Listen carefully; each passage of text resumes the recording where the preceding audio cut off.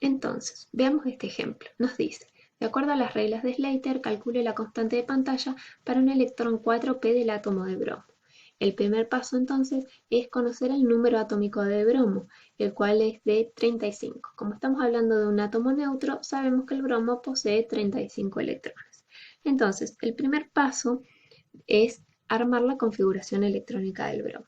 De acuerdo a la regla de las diagonales, vemos que la configuración electrónica para los 35 electrones del bromo es 1s2, 3s2, 2s2, 2p6, 3s2, 3p6, 4s2, 3d10 y 4p5.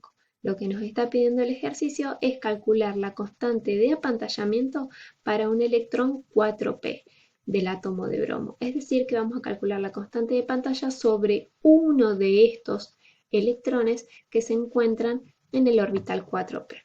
El primer paso de las reglas de Slater nos pedía agrupar los electrones de acuerdo a esta configuración. Entonces nos queda 1s2, 2s2, 2p6, 3s2, 3p6, 3d10 y después 4s2, 4p5. Fíjense que no tiene la misma configuración. Por eso es importante primero armar la configuración electrónica de acuerdo a la regla de las diagonales y luego darle este orden que es de acuerdo al número cuántico principal en orden creciente, número cuántico principal. Y las reglas siguientes consisten en darle puntaje. Entonces decía que la constante de pantalla se calcula como esta letra S en la que nos decía que los electrones, si nosotros nos pide calcular la constante de pantalla para un electrón 4p, estaremos situados aquí. La primera regla nos decía, los electrones a la derecha del considerado no contribuyen a la constante de pantalla. Si nosotros estamos parados aquí, no tenemos electrones a la derecha del considerado. La segunda regla nos dice, cada electrón en el mismo grupo apantalla 0,35. ¿Qué vemos? Que si en este grupo tenemos 5 y 2 son 7. Entonces, si yo separo el electrón que estoy considerando, me paro en ese electrón, me quedan 6 electrones multiplicando por la constante de pantalla propuesta es de 0,35. La regla siguiente nos dice, los electrones de una capa inmediatamente inferior apantallan 0,85 a un electrón S. Entonces tengo 10, 16, 18 por 0,85. La regla siguiente nos dice, los electrones a la izquierda de un electrón D o F apantallan 1. 6 y 2 son 8 y 2 son 10 por 1 son los electrones que consideraré en esa etapa. Haciendo entonces toda esta sumatoria, veo que la constante de pantalla es de 27,4, por lo tanto, este es el valor de la constante de pantalla. Pero lo que me está pidiendo es calcular la constante de pantalla, pero también puedo calcular la carga nuclear efectiva. Dijimos que la carga nuclear efectiva, que es la diferencia entre el número atómico y la constante de pantalla, el número de la constante nuclear efectiva debe ser siempre menor a la constante de pantalla. Si hacemos la diferencia, vemos que la carga nuclear efectiva es de 7,6, es menor a la carga nuclear. Por lo tanto, podemos decir que este ejercicio está bien resuelto. Bien, empecemos a ver entonces algunas de las propiedades periódicas. En la clase pasada vimos los orbitales atómicos en términos de la probabilidad de encontrar electrones en cierta región del espacio. En forma semejante, es posible imaginarnos la nube electrónica total que rodea un núcleo atómico como algo sin límites definidos. Por lo tanto, no es posible separar un átomo y medir su diámetro. Por lo tanto, el tamaño de un átomo va a estar definido por su entorno, es decir, por la interacción con los átomos que lo rodean. Fíjense, si tenemos un metal, en el caso de los metales, los átomos de estos elementos forman estructuras tridimensionales de átomos iguales, el radio atómico lo vamos a definir como la mitad de la distancia entre los núcleos de dos átomos adyacentes. Mientras que en el caso de los no metales, que forman moléculas, como es este segundo caso que estamos viendo aquí, el radio es la mitad de la distancia internuclear, es decir, entre los núcleos de esos átomos. Fíjense, la distancia entonces en este caso en la molécula de cloro es de 2 Armstrong, por lo tanto, esto nos sugiere que el radio de cada átomo de cloro es la mitad de la distancia interatómica. Por lo tanto, el radio atómico será de 1 Armstrong en el caso del cloro. Entonces, veamos qué pasa con la periodicidad del radio atómico. Fíjense, a lo largo de la tabla periódica, los elementos representativos del grupo A y los gases nobles, lo que vemos es que a medida que avanzamos en un grupo, ¿sí?, de esta forma, el radio atómico aumenta debido a que a medida que aumenta el número atómico, se agregan electrones a la capa más alejada del núcleo, de la misma manera que agregamos protones al núcleo. Mientras que al avanzar a lo largo de un período, lo que vemos es que el radio atómico disminuye cada vez que agregamos un protón al núcleo y un electrón a una capa en particular debido al aumento de la carga nuclear efectiva. Esto es lo mismo que estamos viendo en esta tabla periódica, donde vemos un radio atómico creciente a lo largo del grupo y un radio atómico decreciente a lo largo de un periodo. Otra propiedad periódica es la energía de ionización o primer potencial de ionización, que representa la mínima cantidad de energía necesaria para quitar un electrón de un átomo en estado gaseoso. Especificamos estado gaseoso porque en un átomo en este estado no hay influencia de los átomos vecinos. ¿Qué vamos a ver? Que cuanto mayor es la energía de ionización, más difícil es quitar un electrón. Por ejemplo, la energía de ionización para el calcio es de 599 kJ.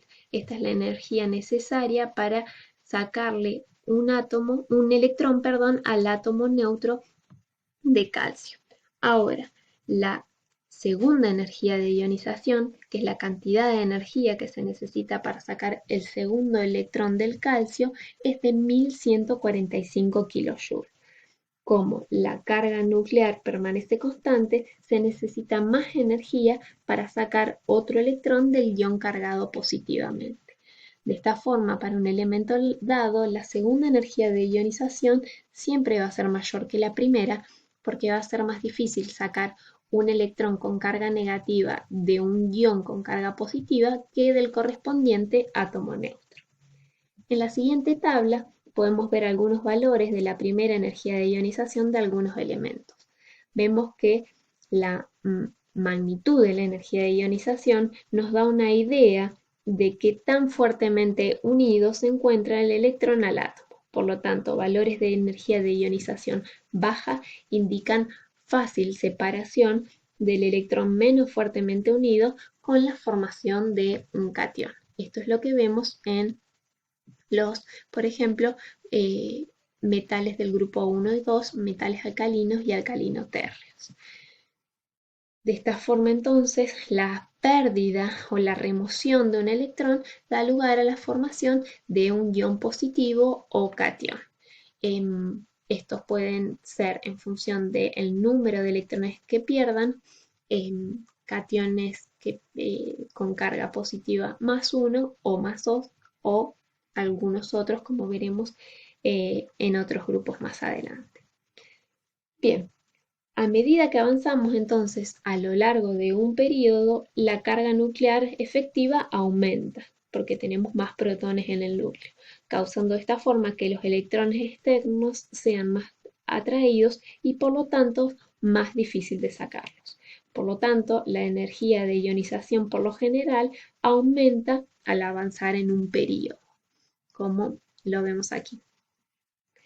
Mientras que a medida que aumenta el radio atómico en un grupo, la energía de ionización disminuye porque los electrones están más alejados del núcleo. En el caso de los gases nobles, dijimos que estos tienen mayor estabilidad dado a su configuración electrónica, por lo que no reaccionan y se requiere más energía para sacar el electrón de un átomo de helio que de un átomo neutro de cualquier otro elemento. Es por eso que en el caso de los gases nobles, las energías de ionización son mucho más altas. Lo que vemos aquí son variaciones de las energías de ionización sucesiva para los elementos que van del sodio al argón, y lo que observamos es la misma tendencia que vimos, cuando estábamos analizando la primera y segunda energía de ionización del calcio.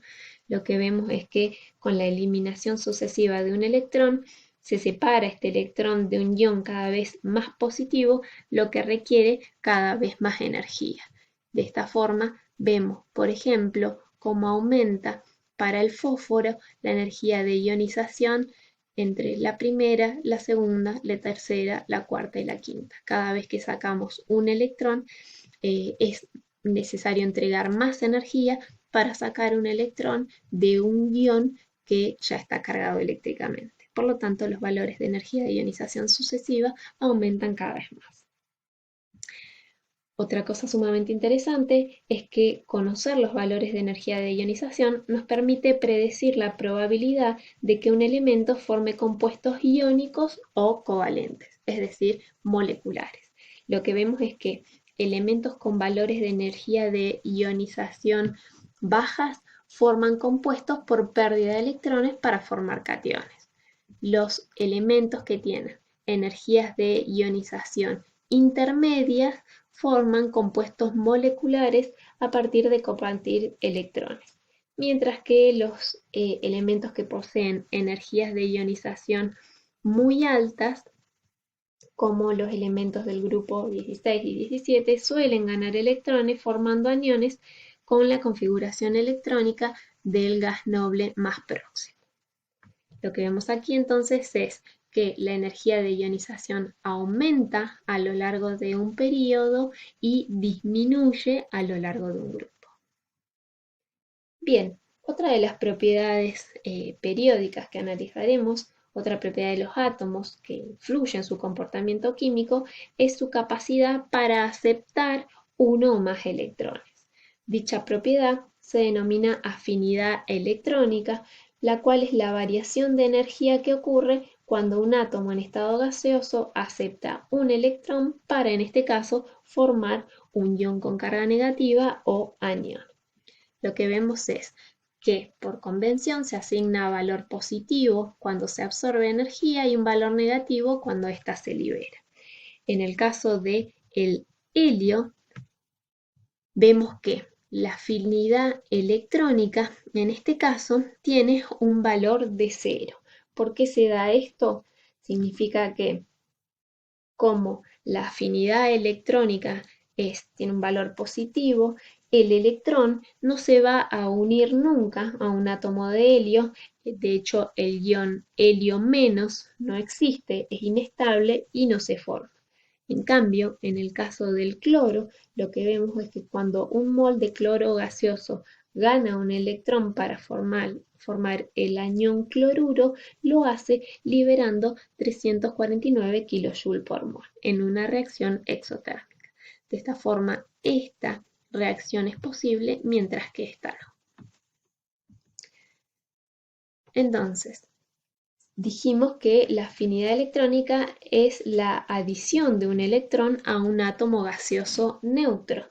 El proceso por el cual un átomo neutro gana un electrón no es el inverso a la ionización, porque en el primer caso, en la afinidad electrónica, comenzamos con un átomo neutro, mientras que en el segundo comenzamos con un ion con carga positiva. Por lo tanto, es interesante notar que los valores de afinidad electrónica y energía de ionización no son simplemente iguales y de signo contrario. Lo que vemos en esta tabla es que la afinidad electrónica se vuelve cada vez más negativa, excepto en el caso de los gases nobles, ¿sí? Que dijimos que estas reacciones no son posibles, cuando vimos el ejemplo del helio. Al recorrer la tabla periódica, entonces, a lo largo de un periodo, lo que vemos es que la afinidad electrónica cada vez se vuelve más negativa, dado que los elementos de los grupos 1 a 7 representan gran atracción por un electrón extra. Mientras que la afinidad electrónica más negativa va a ser la de los halógenos en el grupo 17, cuya configuración electrónica más externa es S2P5, los cuales forman aniones con la configuración electrónica del gas noble más próximo a partir de ganar un electrón. Bien, en la tabla podemos ver que los elementos con valores de afinidad electrónica muy negativos forman aniones, como dijimos, tal es el caso de los halógenos, el flúor, el cloro, el bromo, el yodo, también algunos elementos del grupo 16, a ganar, electrones con facilidad. La tendencia general entonces es que la afinidad electrónica de los elementos es más negativa al recorrer un periodo debido a que se desprende más energía al agregar un electrón, si bien hay excepciones como se podrán ver en el grupo 2 y 5A. Mientras que la afinidad electrónica entonces disminuye a lo largo de un grupo y aumenta a lo largo de un periodo.